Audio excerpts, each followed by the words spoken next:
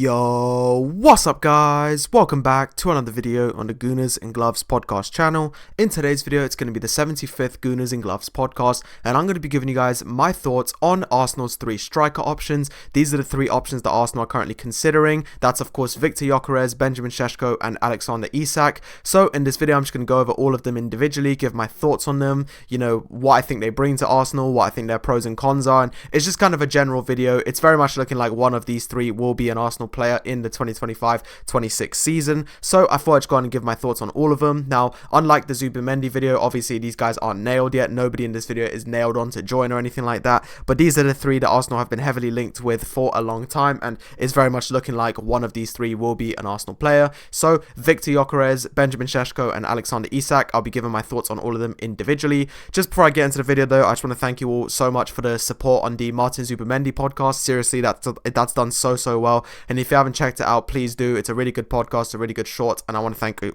thank you all for all the support that you've given me. Obviously it was a brand new video idea. I'd never done transfer news before, so I didn't know how it was going to do, so I'm really blown away by all the support that you guys gave me on it, so thank you guys so much for that. It means the absolute world, and I'm just really excited to continue making these sorts of videos going forward, these transfer videos. And today I've got a striker one for you, going over the three striker options. I'm also looking to do one on the winger options, the left winger options, in the next few days. Obviously Rodrigo and Nico Williams have both been heavily linked, so I'll be making a video on that as well, so do look forward to that in the very near future. But for now, let's go on and jump straight into this. So the first option is Victor Gyökeres. Now, I'd say of the three options, he seems to be the most likely. He seems to be the one that Arsenal have made the most progress with in terms of talks. He definitely seems to be Andrea Berta's preferred option. Obviously Manchester United also went for him, but it is looking like he prefers Arsenal over Manchester United from what we can tell, which is of course encouraging. I would say that definitely out of Arteta and Berta, I'd say that Berta's definitely more keen. Arteta certainly doesn't mind Gyökeres, but obviously Arteta's probably a bit more on the other two, which we'll get into soon. But Victor Gyökeres very much seems to be Andrea Berta's preferred option. So yeah, pretty much let's just go on and get straight into Gyökeres. Arguably, I'd say of the three, probably the most likely to join. I'd say just based on how much progress we've made on the talks and how many things seem to be coming out of the three, he seems to be the likeliest candidate. So we'll go over him first. So let's start with the pros. Of course, the first pro is his goal scoring record. I mean, this speaks for itself. His goal scoring record is absolutely absurd.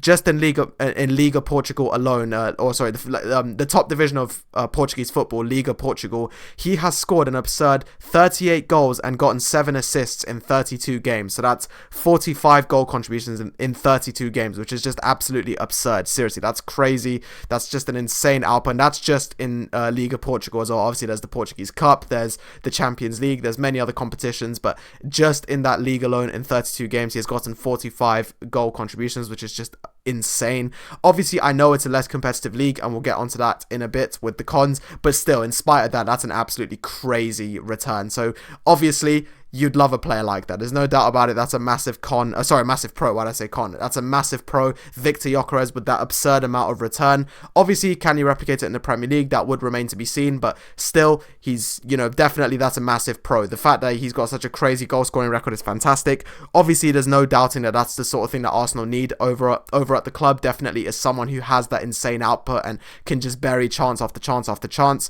Obviously, our midfield did well this season. Our defense did well this season. It's just our attack that ultimately let us down. So having somebody with this sort of an output would just be incredible. I mean, we've already conceded the least goals in the league, and it's looking like hopefully we'll keep that record, and for a second straight season we'll have the least goals conceded. Obviously our midfield is kind of generally considered one of the best in the league, so imagine for a second with all that, if we were to have someone scoring this amount of goals and getting this amount of assists, it would, we'd certainly win the league in that situation. So definitely massive pro. His goal scoring record is crazy.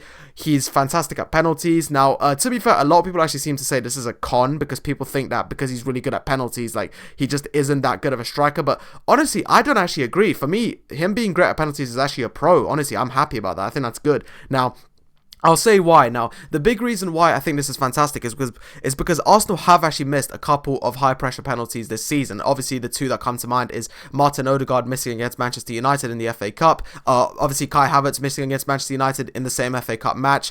Obviously, Bukayo Saka missing against Real Madrid. So, definitely, we've had some high-pressure penalties be missed. 100%. That's certainly been an issue this season, is missing high-pressure penalties. So, if you can have a penalty taker who scores literally 9 times out of 10, they'll bury it. that's fantastic. Why wouldn't you want that? So definitely great for me. Obviously, this isn't me saying that Saka is not good at penalties. He of course is. He's fantastic, but having someone like Gyökeres, who you know will pretty much always bury them, is just a great thing to have. So for me, that's a pro, how good he is at penalties and how high his penalty scoring record is. I know some people that's a con, but for me personally, that is absolutely a pro. I think that's fantastic and something that I'd really like at the club. So when you combine his fantastic penalty scoring record with his general goal scoring record, it certainly comes up with a very dangerous, very lethal striker. And of course, the final pro is he's experienced. He's obviously got loads of experience. He plays for his national team, Sweden. He obviously has played loads across a couple of leagues. So he's definitely very experienced, no doubt about that. He's obviously been doing really well for Sporting Club de Portugal, or Sporting Lisbon, however you want to call it. So definitely he's experienced, no doubt about it. He's got loads of experience. He's 26 years old. He's actually the oldest of the three strikers, but obviously still very young, and today he's still only 26, so it's not like he's old. But yeah, very, very experienced. Obviously plays for Sweden, has played across multiple leagues, is obviously, you know, playing at Sporting Club de Portugal. So certainly a very, very experienced, a very, you know, like someone who really knows the game by now. They know the drill, they know the game, and I think having an experienced player like that in the team would be really good for the squad. I think that's something that we do really well with, you know, when you have the likes of Gabriel Jesus, Kai Havertz, etc. in the squad. I just think the squad does better, they're more confident, and I think it's just really good to have those sorts of role models to look up to in the club, and I think this would be a fantastic one right here. Obviously Gyökeres is very experienced, you know, he's been there and done it, so definitely that's another big pro of him. So I think kind of the three key things that are fantastic about Viktor Gyökeres is his goal scoring record, his penalties, and he's experienced. I think those three are massive. I think all three of those things will really help Arsenal out. We obviously know that we need a striker with a great goal scoring record. We need somebody who, you know, will always score the penalties. This isn't me slating Saka. Honestly, we don't even know if he would even take penalty duty from Saka, but it's just good to have someone in the team who you just know 9 times out of 10 will pretty much always bury an important penalty, which is just a fantastic thing to have. And of course, that experience level, he's been there, he's done it, he's scored many goals. You know, I just think that experience level will really help the squad. He'll be a really good role model for the younger players to look up to, and ultimately just a really good, you know, person in the squad for the team. So however, that being said, like with anybody, there are some cons. So obviously the first con is that he does play for a less competitive league. Now the reason that's a con is because obviously you don't know if he can replicate that in the Premier League, in the more difficult leagues. Now this isn't a disrespect on Liga Portugal. I'm not saying it's an easy league, it's definitely not, it's still tough, but it's definitely a fair point to say that out of the 3 leagues that we're going to cover in this video, the Premier League, the Bundesliga, and also Liga Portugal, I do think that Liga Portugal is the least competitive of the 3. I think that's a fair thing to say. Not only that, but also the club that Gyökeres plays for pretty much dominates Portugal. Not obviously not entirely. There's still Benfica, etc., you know, Porto, but I would say that Sporting Club de Portugal is very much a club that, you know, dominates Portugal. It's one of those big clubs basically who, you know, is always going to do well, is always going to be at the top of Liga Portugal, etc. Whereas neither of the other 2 players and neither of the other 2 strikers play for one of those teams, but still have very good outputs. Obviously those being Newcastle United and also Leipzig. So it's not necessarily a bad thing, and for all we know, he may very well replicate it in the Premier League, but it is something worth mentioning. Obviously you never know if somebody who has these insane numbers in the in one league can replicate it in a more difficult league. But that being said, it's not a huge deal, especially because he's still had success in the Champions League, which obviously he faced some very tough teams. So I don't think it's too big of a deal, but it's definitely something worth mentioning. Another thing is that he's not very good in the air, and this is definitely a con for Arsenal, because obviously we know how good Arsenal are at set pieces. Arsenal are obviously fantastic at set pieces. You know, we've got the best set piece scoring record in the league, so definitely would ideally have someone who, you know, will definitely bury the ball from a set piece. And obviously Gyökeres is tall, he's big, but unfortunately he just isn't great in the air. He's not very dominant in the air. He's only actually scored, I think, 1 goal, one headed goal this season or something. So yeah, he's not very good in the air. He's not very good with headers. Not the biggest deal in the world, but something worth considering, because obviously Arsenal are so good at set pieces. So obviously we'd rather, you know, it'd be preferable. Now don't get me wrong, this isn't a massive deal. This is something that he could definitely be coached in. Like, I'm sure Arteta and the squad can definitely coach him into how to be better at set pieces. So I don't think this is too big of a deal, but it's just something worth mentioning, because obviously Arsenal are so good at set pieces that obviously buying somebody who is not very good at them is, you know, not a huge deal, but just something worth considering. He obviously isn't very good at set pieces. So yeah, in my opinion, he can be coached into being good at set pieces, and we can, you know, Arteta and Jovic, obviously Jovic being the set piece coach, I do think that they could definitely turn him into a lethal finisher with his head and in the air, because he's huge, he's big, and if we could just make him a bit more physically dominant and be able to score those headers, we'll be scoring set set piece after set piece. So yeah, and then finally, he's obviously not Premier League proven. As we know, he's not played in the Premier League. I think he played briefly in the second Premier League, like the lower one, before, I think with Brighton, but he's not Premier League proven. He obviously hasn't played in the Premier League, so always something worth mentioning. There's actually only one striker on this list that is Premier League proven, which is obviously Isak. But yeah, so that's kind of a summary of Victor Gyökeres. Obviously a fantastic option. I'd absolutely love him at Arsenal, no question about that. I mean, to be fair, I'd happily take any of these three, but I think overall I would absolutely love Victor Gyökeres at Arsenal. I think he's a fantastic fit. I think he'll do really well, score tons of goals, and even the cons aren't too big of a deal. The less competitive league thing, end of the day, he can still score goals. Not being great in the air, that's something that he can easily be coached into by Jovic and Arteta, and not Premier League proven, obviously. That would just have to be something that he gets used to. So a fantastic option. Obviously his goal scoring record, his penalty record, and his experience definitely make him a very, very good option. So yeah, absolutely brilliant option. I'd love him at Arsenal, and it is looking like he is the most likely option, especially with the advanced talks that Andrea Berta has been holding with him. So we'll see what happens, but definitely I'd absolutely love Victor Gyökeres at Arsenal. I think he'd be brilliant. I'm a big fan of his. I think he's a great player, and I think he'd be fantastic at Arsenal. So without further ado, let's move on to Benjamin Šeško. Okay guys, so on to the next one. So up next we've got Benjamin Šeško. So as mentioned before, out of Victor Gyökeres and Benjamin Šeško, Andrea Berta's preferred option is Victor Gyökeres. Well, it is seeming like out of the two, in Mikel Arteta's case, he seems to prefer Benjamin Šeško. Now, in fairness, Benjamin Šeško is somebody who we've actually been linked to since last year. We tried signing him last season, but he ended up staying at RB Leipzig, but it is looking increasingly likely that he will leave RB Leipzig this season, and so he's certainly a very good option. He's somebody who Arteta's had his eye on for a long time, and he's been linked to for a very long time. So yeah, it does seem like out of both Victor Gyökeres and Benjamin Šeško, Arteta prefers Benjamin Šeško. So let's go over some of the pros and the cons. So the first pro, and this is a big one, he's very explosive, obviously, and this makes sense. He's obviously the youngest of the three. He's like considerably younger. Obviously Isak's 25, Victor Gyökeres is 26. Well, Benjamin Šeško is only 21. He's incredibly young, so because of that, he's very athletic and he's very explosive. Now obviously this is fantastic because this is exactly the sort of player that you need in the Premier League. Obviously the Premier League is a very physically demanding, very tough league, so having a player who's explosive and who can beat defenders, etc., is fantastic. So that's definitely something that is a huge pro for Benjamin Šeško. Obviously how young, athletic, and ultimately just very explosive. He's very explosive, he's fast, he's quick, he's dynamic, he's rapid, and that's something that I think will really, really help in the Premier League, where it's such a physically demanding league. Obviously the defenders are so good, the goalkeepers are so good, so fast, so reactive. So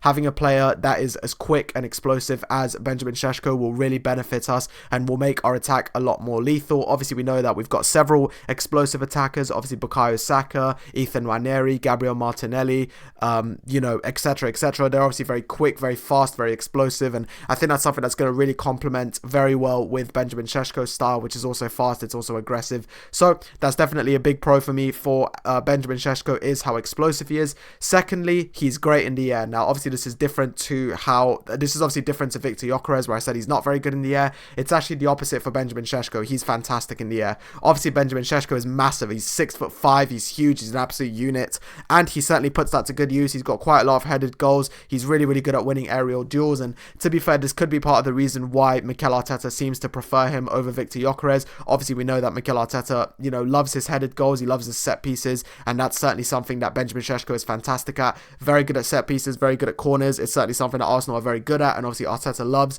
especially working with Jovic, and I think that Jovic could turn Šeško into an absolute machine.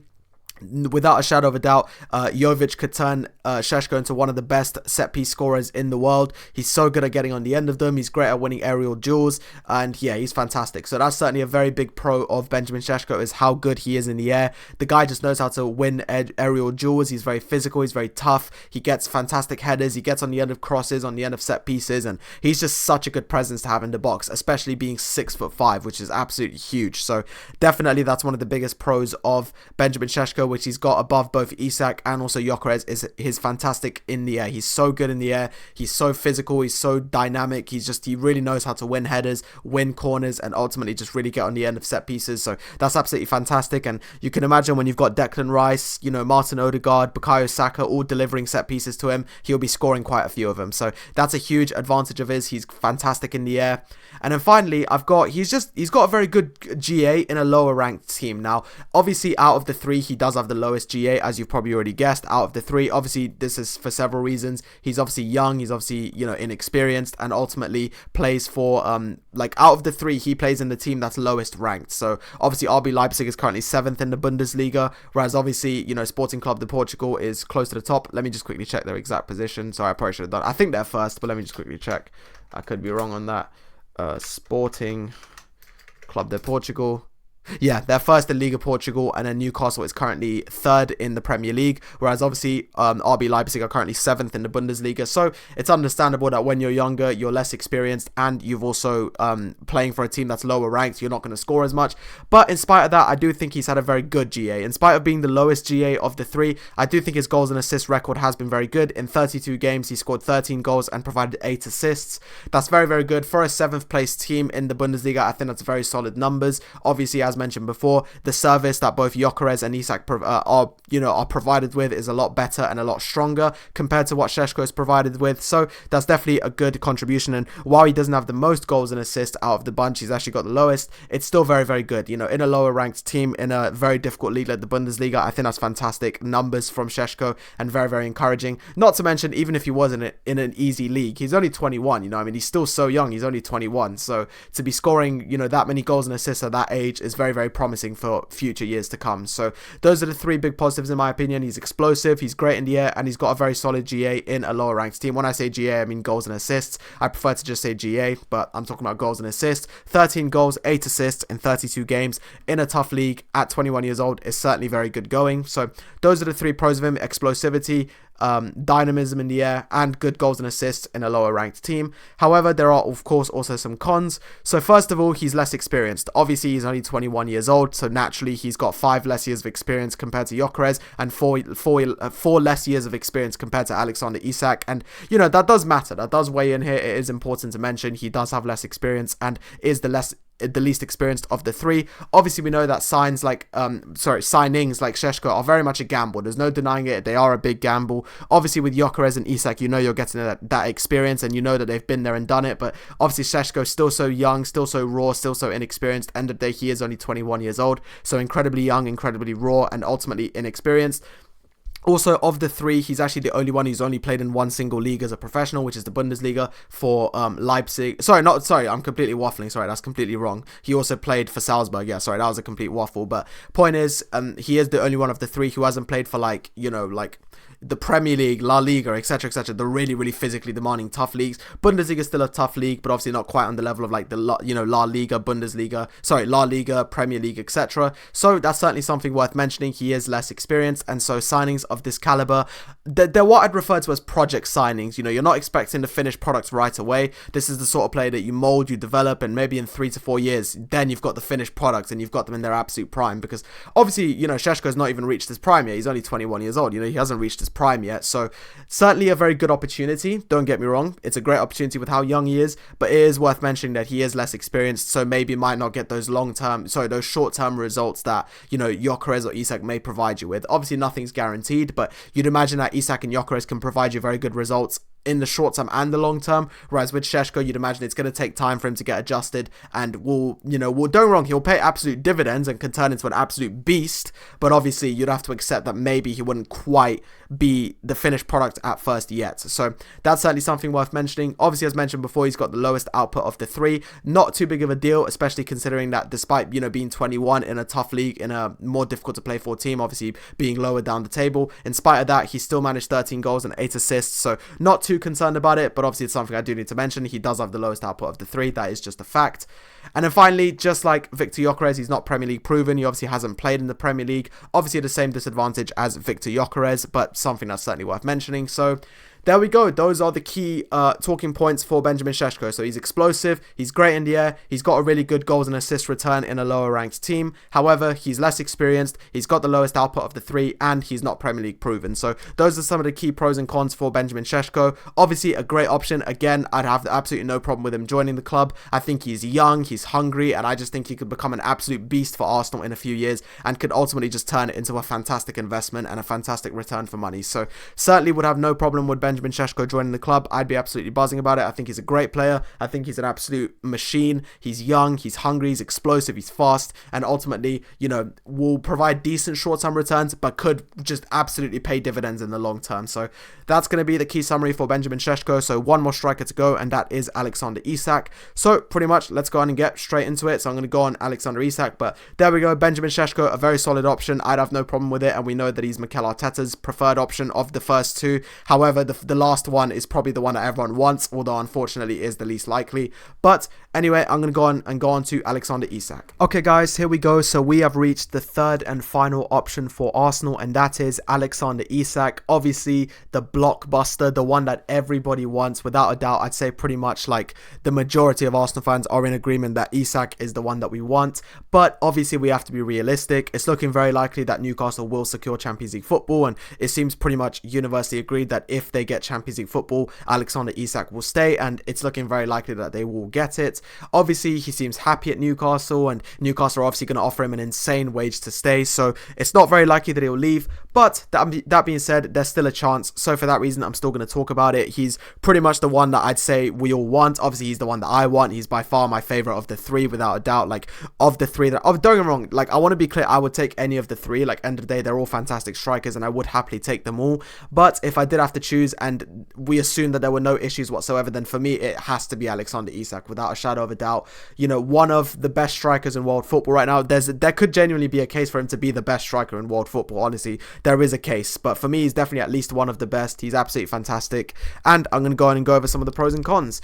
So obviously the first pro, the one that he holds above the other two, is that he is Premier League proven. He of course has played for several years at Newcastle now and has been absolutely fantastic. He's obviously tearing it up this season. 23 goals and 6 assists in 33 games is a fantastic record, or 34 games, one of the two. It's a fantastic record. So yeah, obviously Premier League proven. We know that. He's the only one of the three who has played in the Premier League, and obviously is very experienced there. So that's one of the biggest advantages, because obviously we know that he won't have trouble adjusting to the Premier League, because obviously he's been there for so long. So coming to Arsenal, like, obviously the team would be different, but the league is still the same. So he's used to that physicality, he's used to that, dominance, etc, etc. So obviously that's the big pro of Alexander Isak, is that he is Premier League proven. Obviously fantastic goal scoring record, as I mentioned, in 33 games, 26 goals and 3 assists in 33 games is an absolutely fantastic record. He's also got a great record, obviously, when the Carabao Cup this season, which Newcastle United did go on to lift.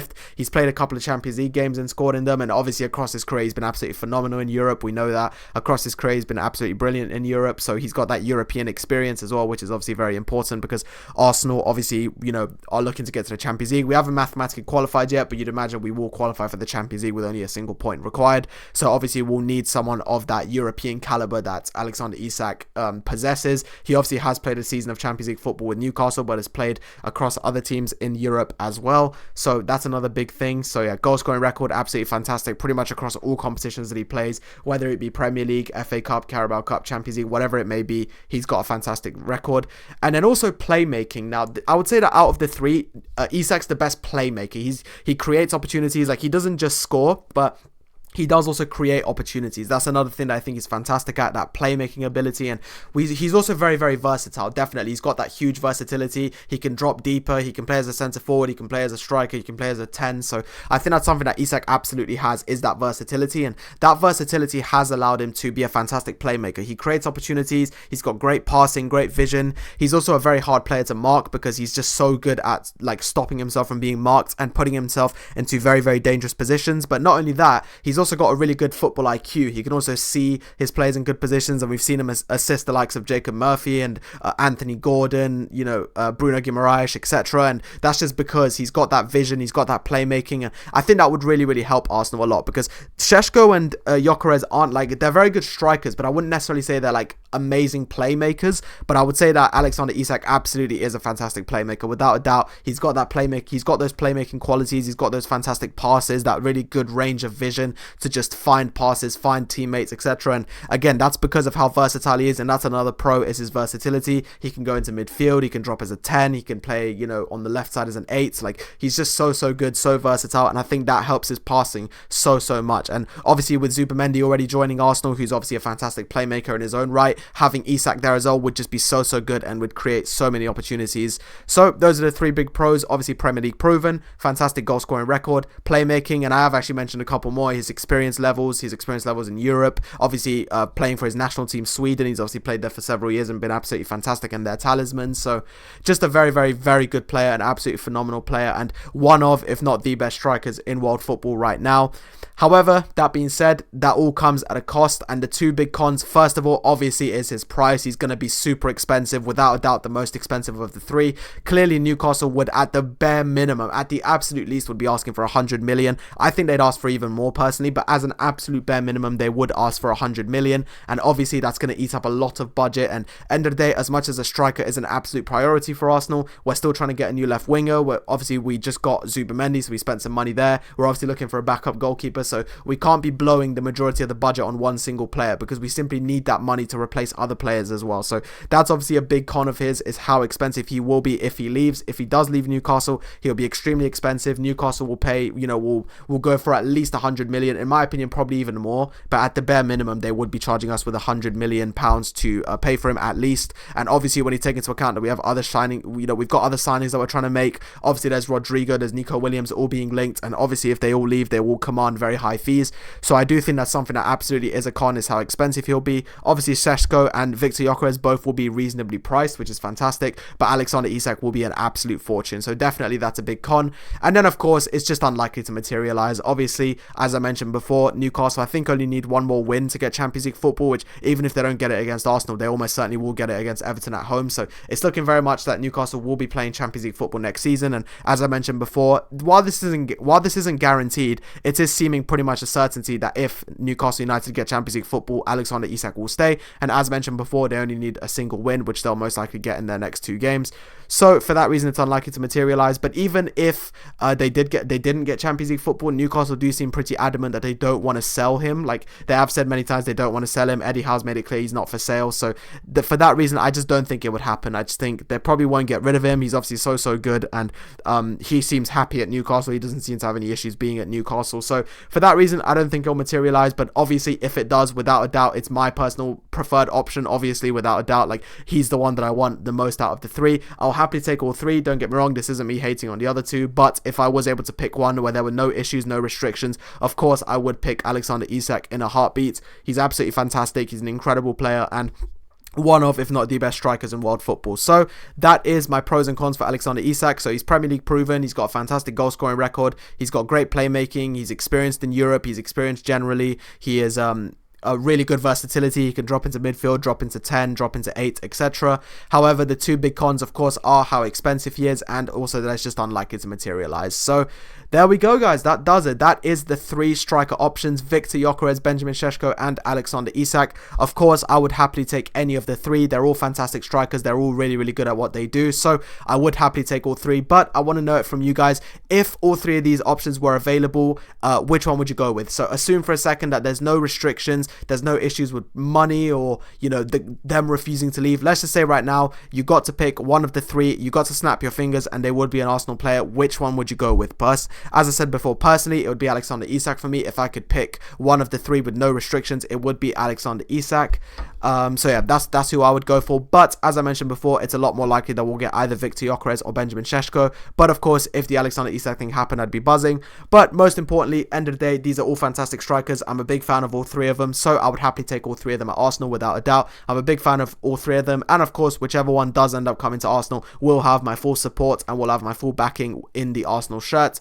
So let me know down below, if there were no restrictions and there were no issues with any of the 3 transfers, who would you go for out of these 3? For me personally, it would would be Alexander Isak. So please let me know down below. Also, let me know who you think will come as well. Let me know which one of the three you think will be signed.